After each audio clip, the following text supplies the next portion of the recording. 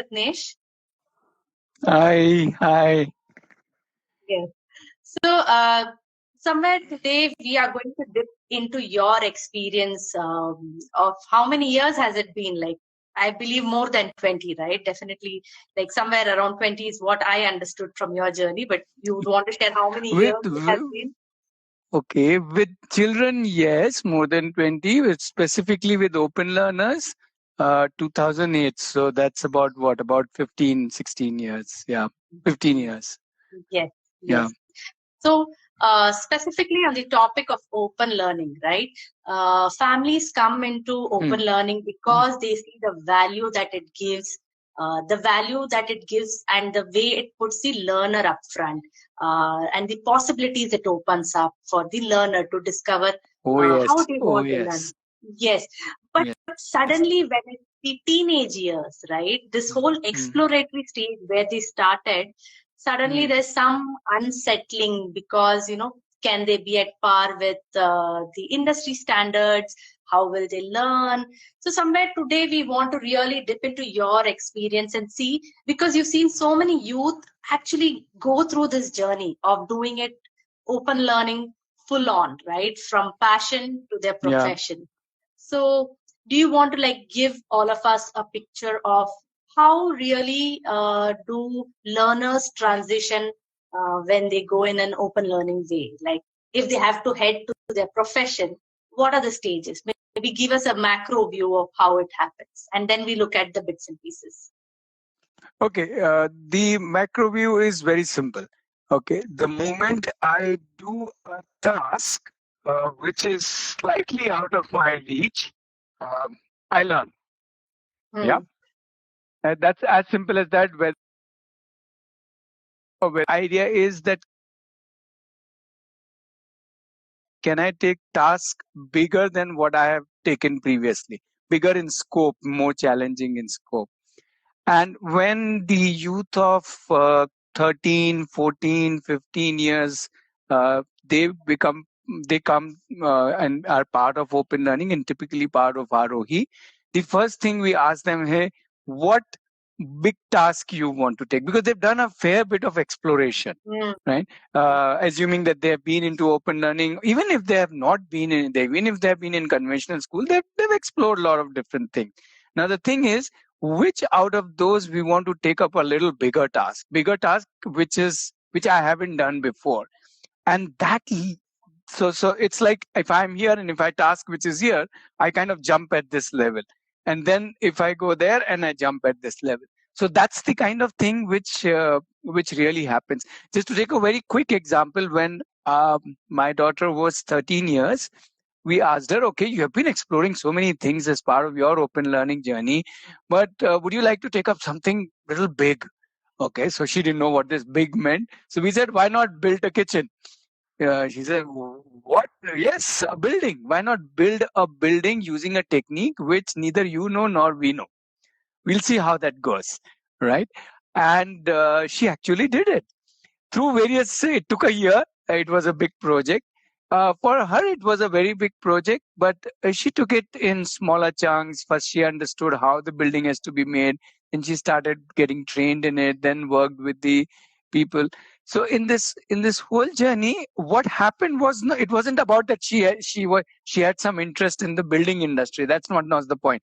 The point is, if I'm here and if I take something here, anything which is beyond, which is much bigger, but not really out of my reach, but much bigger. And yes, I'm supported with mentors and guides and other people. And then suddenly it does something to me. I become bigger, not just in the age sense, but in my thinking, in the way I look at things, in a way I understand myself, and so on. So that's one example. And like that, I can give so many other examples of children who've suddenly seen something bigger and said, okay, I will do this. And that bigger led to, well, them becoming bigger in that sense. So it's not that you are just becoming bigger by age, you're becoming bigger because you're taking on bigger and bigger challenges. And very soon, if you start taking these bigger challenges at home, then you can slowly start taking challenges outside home, as in into the industry, into with working people. Similarly with internships, let's take an example again, that if I want to start with a small volunteering, let's say somewhere close by to my house, or where I can go comfortably, come comfortably, start by that, and then just that experience will again help me grow bigger, because I'm interacting with so many people. And as I get that experience, now I can see, oh, I can go out and work with more people. Then I can take up a bigger internship. Maybe I can travel out, maybe work with a bigger organization, take up a response. So it's, if you ask me, how do we grow in life? Well, it's step by step, and every step Hmm. higher than the previous one. It's as simple as that. Yeah. Just that here, I'm doing things which is in a bigger chunk. Right. Right. And so somewhere I'm seeing a lot to do with, taking up, like while at an exploratory stage, it's, very much like doing multiple things here and there. More of when you're trying to, like, you're reaching that age of 13, it's like, can you look at it as projects? Projects more so in the sense that which are, sustained for a period of time. And do you want to like share, how the community comes into play? Because at an individual level, yes, like as families we could, maybe design projects, that's one way. But just the fact that when one is in an ecosystem where there are so many learners who are kind of devising projects and helping each other out or collaborating, because I guess that's how your daughter was, kind of uh, through that phase. So maybe you want to add Yeah. in the aspect of how a community comes in for such explorations, for such deeper explorations. Yeah, see, we have to keep in mind that one example could be that my own, let's say I am a 13, 14, 15, 16-year old, and I want to take up a bigger project in any one area.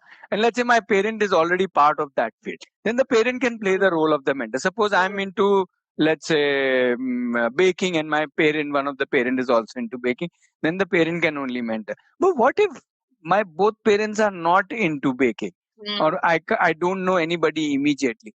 Now, that's where a community immediately comes in, because chances are somebody would be able to either directly help or connect you to somebody who can do that. Yeah. And then I already have people who are able to directly mentor me. And Mm. although the project is, let's say, little only big, it's not yet an industry project, Yeah. but because it is at that level where I will need little help with a skill, little help with a concept, little help with this, little somebody whom I can, pick up a phone and give a call, that, oh, I'm stuck here, and how do I do this, and how do I do this? Mm. So that is where comes in. I very recently, just last 1 month, there's a girl who's 13-year-old, and she got interested in business. And one of our and both her parents are not into business, but another community member who is into doing business, she said, yes, I can mentor you. We can meet, twice, thrice a week for, let's say, an hour each, and we can see how your business idea is progressing, and how you are doing, and how you are thrashing it out, and so on. And that chemistry between the two, in fact, the mentor was talking to me and saying, I am learning so many things in this whole business of mentoring, so apart from the mentee gaining. So I think that's the beauty of a larger community, that people jump in and either directly support you, or they bring in another mentor, because it's not that we have to be limited to only the community members, but people outside the immediate community can also come in and help and support. So I think that help and support initially is required, because I'm still not, my skills are not really totally developed, my concepts, my understanding of the domain, all of these things are raw. Skills, domain, and my own self development, all is little raw, and it needs little support, little polish, and that's where the whole community can step in many different ways. Right, right.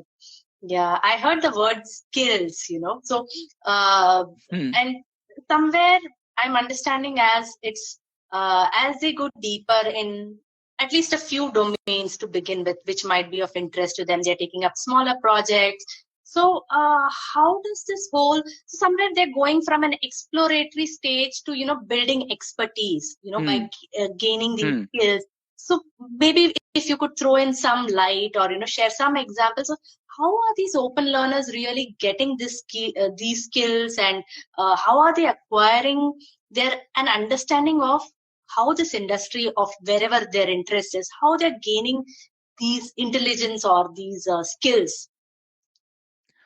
Okay, so there can be again many sources, but one of the thing is when you take something so let's say I know five things well, okay, but I Hmm. don't know the other five things well.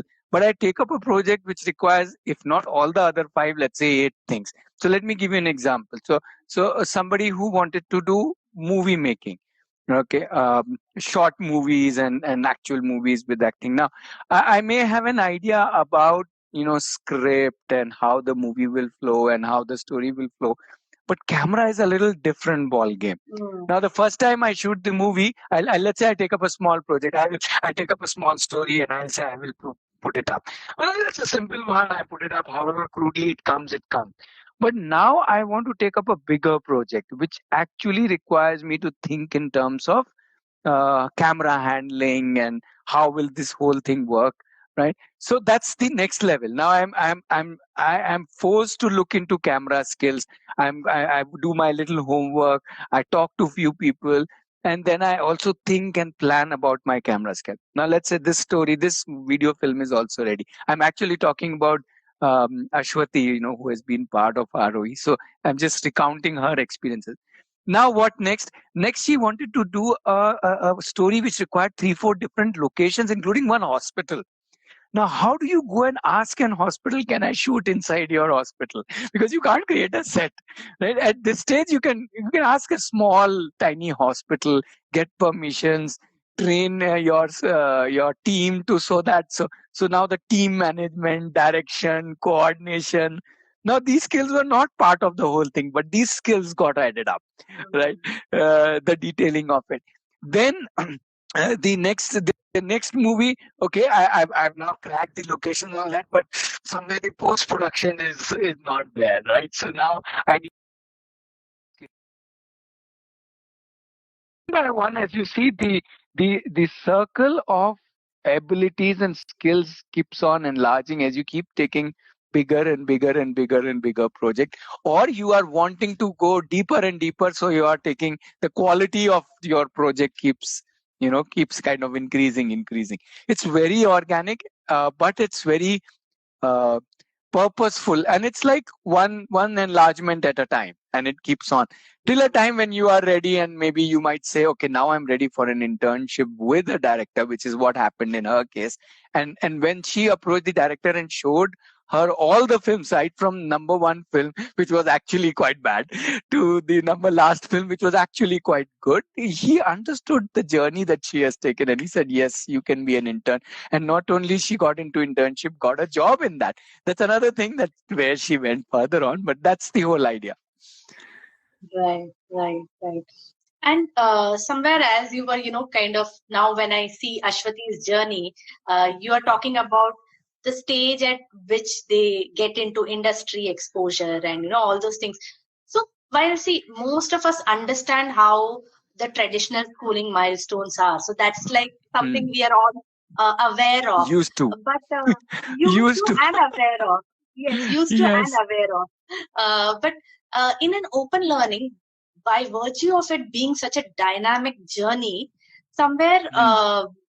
that's where most families are like, how do they really get into industry? Because it's not fixed in that sense when you get into industry. It's more dependent on how you look at the journey, how you take the journey in your style and pace. So maybe throw in some light as to when do these open learners, when does that industry exposure, how does it happen, when does it happen? And I know it's very organic and, seamless, but if you could throw in some light for all of us to kind of get an understanding of how that transition happens. Okay. So let us say there was this child who did not have much exposure to the world. He was at that time 15. His name was Arslan. Is Arslan, sorry. And initially, he just thought, I want to do something. I don't know what I want to do. So we said, okay, start with some small internship. Let's say you go to a supermarket and just be part of the supermarket. So he did that for about a couple of months. mm, And when he came out of that experience itself, he was like bubbling with that I can actually do something. Can I get some assignment outside? Right. So we said, okay, but are you sure you are ready for outside? So he said, yeah, I am ready. So he took up another internship where this was like an event management thing. mm, And he came back almost like thumbs down. We said, no, what happened? So he said, no, it was all too fast and all too big people and all too much. The supermarket was more controlled. This is like out there kind of thing. So he kind of got the kind of a little pushback. Okay, but which was good. So in a way, the failures as well as the successes. Previous two cases I talked about successes. Here, let me mm, talk about a failure. The failure brought to him that okay, he needs to little more do things before he is ready for, in that sense. So either he can again take smaller internships if he wants to work through that, or he can try a few things on his own.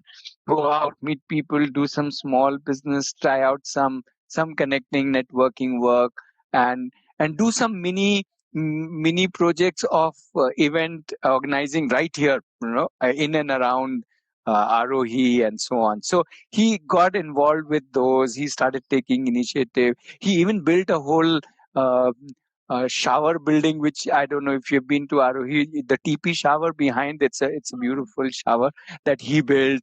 So just get more your hands and minds dirty kind of thing. Go out and do stuff more till you are now little more ready for interacting with people. And even in that project, we invited him. Why don't you invite more people to work with you so that you get more interaction with people? By the time when that ended, he was kind of ready for actual more internships where there he's working with. He actually went back to event management and did so he stayed with the same, you know event management kind of an industry, you can call it. He still is in that now. Obviously he's 23, 24, and he's well entrenched in it as a profession. But the interesting part is that the couple of setbacks, a couple of exposures which did not go good is actually good news. mm, So this dynamics, what you're calling as dynamics, is the up and down and up and down. Even in the Asavri's project of making the kitchen building, she made the building, it reached the higher place level of the roof, and then in one huge thunder shower it actually fell down. And more than the building breaking, her heart was broken kind of thing. But then okay, that's all of these setbacks, all of these dynamics are far bigger mm, learning experiences, not just at an emotional, mental level, but also it realizes it brings them to even functional skills. What do I need to? How do I plan better? How do I see things mm, in a different way? And yeah, and I think so. So the dynamics is something very very welcome. And the good thing is that the youth are also very clear. They want challenges. mm, Typically, mm, if you give them again, which is not so challenging, they will come back and say, "Boring, uncle. Now let me do something bigger. Let's discuss something which I can go mm, out of it." mm, And that's when we go to the community and say, "This guy is itching for a bigger chunk. Now throw something more. Who has some mm, connections, ideas, mm, and so on." And that's how it mm, moves. mm, mm, mm. Sure, sure. Yeah. Uh, often like I'm seeing all these are all self-led journeys, right? Like the Hmm. learner decides and the learner is designing, planning, of course, with a lot of support system. But there's often this thought that uh, when they are in this teenage where, now they have to think about their career and profession and future, how will I build skills or how will I gain skills that are at par with industry standards? How do I do that? So, can an open learning journey really put me at par with the industry that I want to be a part of? So, I am sure you've Oh seen so yes, many oh of yes, those and yes, yes. So in fact, I would say this is the biggest plus point of doing a self-led or a coversity kind of journey. because you're specifically able to focus on those set of skills which you know is important. So I'll give Advik's example, who wanted to, who was excited by stocks and trading and all of that. But you look at it, for 2 years, for whole day, he will do nothing but stocks and trading. He will watch YouTube videos. He will, okay, he wasn't too much into reading, but he did read few books and he would read lots of websites and but lots of YouTube videos, and he will constantly connect with people. So he is whole day, think of it, the whole day focused on stock trading skills. Yeah, and financial world skills. Now, what do you think will happen in 2 years? He is already at par with brokers who are like 28, 35, and he is able to converse with them. He went for a small workshop, paid workshop, and then he came back and said, Uncle, I don't know why I went for that workshop. What all he said, I already knew. I already connect with, I already use it. So, people are still they're doing at a very basic level. I'm at an advanced level. I said, wow, he's 15 and he's like at an advanced level. So you see, the skills get developed because of two reasons. One is you are totally focused on those skills. You're not getting distracted anywhere because that's what you are enjoying doing. It's a challenge, it's a project, it's something that you have taken up and you are excited about it. So that's the first big reason why uh, I'm developing those skills very, very nicely. And second is I'm applying those skills right away. I'm not learning it for keeping it in a bag. I'm literally in fact it's the other way around. I know I need the skill. I go back and quickly learn it. I open a YouTube video, or I open something, or I ask somebody, a mentor, to tell me how to do this. And then I immediately, oh, like this. Okay, let me see how can I apply this. A lot of self-learned programmers, app developers, coders who are youth have exactly learned coding like this. They've not learned coding as a subject. They don't even know. They've just, okay, ye banana hai, iske liye, okay, let me Google. How do I do this? The Google tells you how to do this. I immediately do this error. Okay, I go back again. And between this error and success, I pick up the stuff. And then my skills are at par in the industry because I'm actually learning it from the experts and I'm immediately applying it. So this combo of full time doing it, like kind of no distractions almost. I mean, you can have your other interest, but your main interest is this, or main time devoted is this, and the fact that you are applying it immediately is a big thing. It's almost like, Kritika, how we have learned a lot in our first year in our on the job, because we are on the job, because we are amongst the people who know the work, and because we are applying them straight away is when we really, really learn. That's why we say on the job is the best learning. True. Even if they are small projects, even if they are time, that is why we say anybody who has anything, you come. We will get into real projects which are useful today, not like after 2 years. Right now, do something which is useful. Yeah, and given how things change in matter of years, a few years, even the domain change at at a considerable amount of the skills required, or the trends that are in the industry. So everything is dynamically changing. So it just makes so much sense that you are working in alignment with the industry at that point, rather than prepare for something in the future. Oh, sure. Just a quick example on that. We have been quoting Skanda also, that when he started his fitness journey, he went through a more traditional form of fitness, first fitness certification. But then he immediately realized, okay, there are changing trends. There is martial arts. There's this kind of dance. There is this. So there are so many modern things which can be plugged, which are not typically fitness, which are more like sports and other interests. But if you bring it whole into the ambit of fitness, not only he's growing as a fitness trainer, he can reach out to more people, and now he's setting up his own business of fitness. So that's how the whole thing. Yeah, you are because you're constantly interacting with people out there, so you're constantly picking up what's really required. Right. So somewhere, as the topic of the day is also like, going from exploration to expertise to enterprise. But the more I'm hearing, stories from you of people who've done this journey, I see that somewhere they are picking up skills, and the plus point that I see is they're immediately applying it, and applying it. Let's say initially at their own, at a community level or something, but eventually when they're reaching expertise level, they start applying it in the industry. So that's very interesting, because suddenly you understand that how much of it have you understood, right? Because learning is one thing, but when you get to apply it right away, that gives you a different kind of an understanding. Yeah. True. I'll give you one example. There was a boy who was into carpentry. So apart from doing other carpentries, somehow he got exposed through somebody that I can use coconut shells to make different things, and he started making. He made 4 or 5 different soap stands with different ways of fixing the coconut shell and all that, and he got so excited.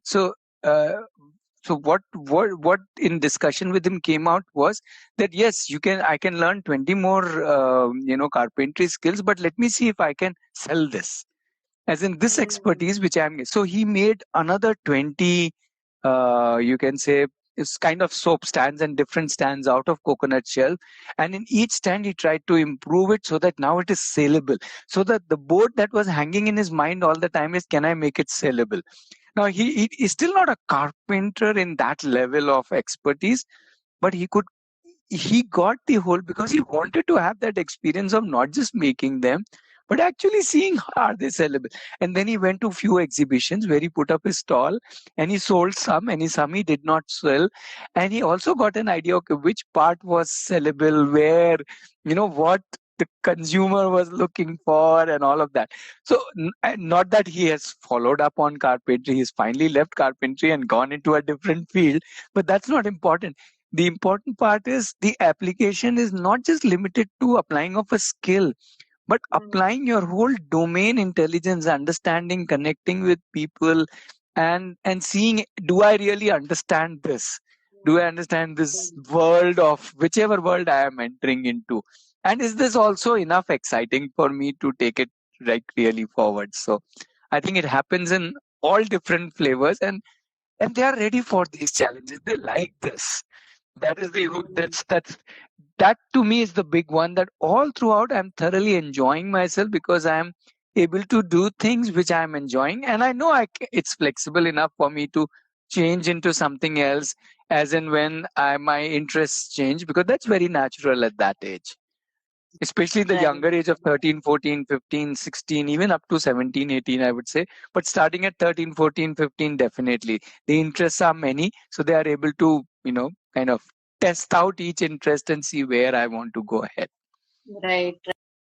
And so I'm thinking, so like, people who are into homeschooling or open learning or any alternative education system, somewhere, 13, or let's say 13 onwards is when they can start. I mean, that's a good stage for them to start going beyond just exploration and start taking up, something that challenging enough, and, give. And the bigger thing that I hear from you is it not just be a very shallow sort of an exploration, but where the projects or whatever you take up is for a sustained period of time. I straight away ask what big you want to do.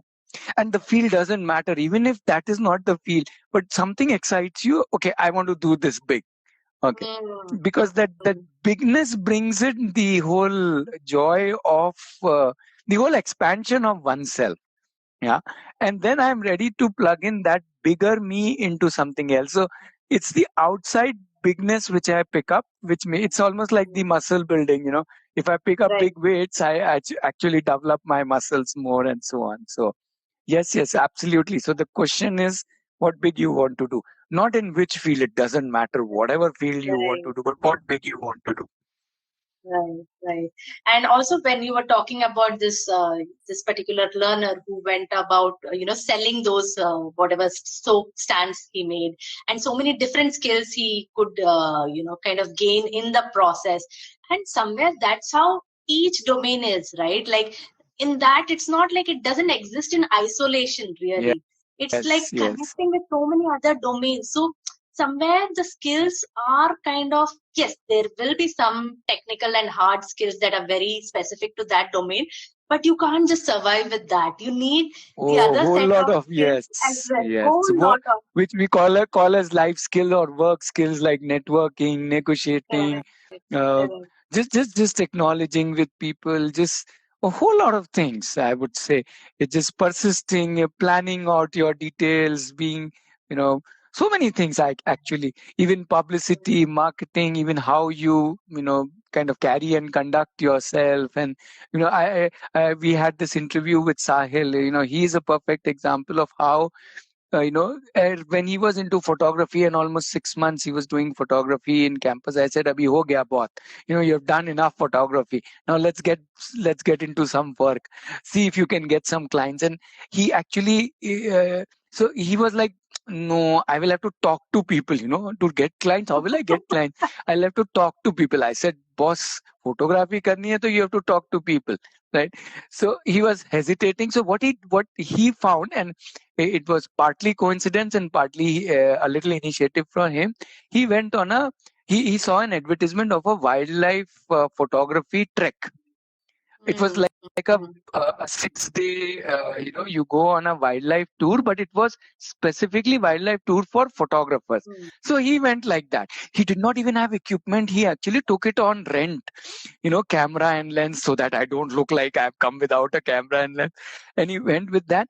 And automatically, when you're among six other photographers who are into wildlife, so there were about 6 or 7 in that group, automatically they kind of took him in the fold. And then he realized, oh, these guys are not monsters, they are like people like me only. And he made connections, and almost he came back, and within a week or two one of them called up, ki come, I have a culinary project where I have to take photographs not of wildlife but of for a restaurant food and all that, and you join me, you help me in setup and all that. So I'm saying things starts, so it was not that he was very ready for it, but yes, the moment he thought that yes, that the only way I can get it is by connecting with people, he found his own window and got through it. So yes, so these kind of very interesting twists and turns happen, and then onwards he was like suddenly a changed person. He would go and ask anybody, give me project, and he kept mm. on getting. And we had live with him. Last month he's already into business for last 2 years, self-sustaining business in photography and media. So what better? Right, right, right. Hmm. Yes, I think we kind of, had so many examples from all your experiences, and all showing us how open learners are really, uh, just charting that journey. And it's, while it may look very dynamic, and yes, it is organic, but definitely there's a lot of sustained effort and sustained planning and lot of reflecting. So it definitely has a lot of structure, and but it is tailored to how you want to kind of Yes, customize it yes, for yes. yourself. Lot of this structure, which is what CoVersity is all about. The structure is not from outside; it is from inside. Just today with the CoVersity group, I was discussing how do you want to do portfolio. So immediately portfolio looked very big, but when we thought, okay, let's start with at least clicking photographs and making some videos of our work on a daily basis, storing them somewhere in the drive. How we actually put it down, we can think about that as we go along. But at least let's have that. If we don't have photographs and videos, how will we put them together? So Right. yeah, this they were very open to. Yes, yes, yes. So even the first timers who don't even know till yesterday what is a portfolio or what is it for, are onto it. So I think the idea is to to chunk it down to the extent that it is out of my reach, it is new, it is exciting, but it is not overwhelming also. And that is where the Mm, whole coversity group and the mentors and the guides come in, just to keep it outside outside enough to enlarge them, but scaffold enough so that they are able to do it. right. Yeah, and it is different for each individual. It's not even one standard thing. Each child, each youth is at a different point, has a different learning pace, has a different learning style, doing style, and that's where it really helps. Each Yeah. one. So that's how the whole group works. Yes, and I think that's like a huge plus for me, where it really puts the learner first, right? Like it's totally like you are designing your journey, and of course with a lot of support system, but you are taking charge of your life right on. So, one before we kind of end this conversation, something that you would like to, from your experience as a parent, as an open learning parent, as a family, and also as a community that's been doing it for so many years, what would you want to say for families who kind of gain all the lovely facets of open learning journey? What would you tell them when it comes for their children to kind of take it up to a professional level? What would you want to tell them? I would say think big, and they have the ability to then grow big. So the ability is already there. The moment we offer them something big, that's what it is. So just keep offering them bigger and bigger. Uh, we don't have to make the challenges for them. They can create it for themselves, but invite them to think little big, and then little big, and then little big, and then soon. That's what I would say to every parent. So starting from somewhere around 13, 14, 15, whenever the youth is ready for stepping out of exploration and is saying, now I want to get into something big, that's the time. Right. And youth get to do all of this, all of these projects, and a lot of collaboration, and that's what the whole essence of CoVersity is. Like you do it along with the community, and you have enough support system, and it's really you designing. You get down to designing, doing, reflecting, but yes, with a lot of support systems in the journey. So yes, with that thought, let's pause this conversation. I'm sure we'll keep coming back to you to kind of Yeah. hear a lot of more examples and stories of learners who've done it this way, because it's really a very assuring and very comforting for a lot of families to know that yes, this type of journey is definitely possible. And when the more they see, the more they hear, the more it feels like yes, it's doable. Yes. And Okay. not just Thank you, doable. Rajat. Okay. I Yeah, wanted to please. say not just doable, thoroughly enjoyable. That's the most Ah, important part. I've seen these guys enjoying themselves on a day-to-day basis. I think that's the big one.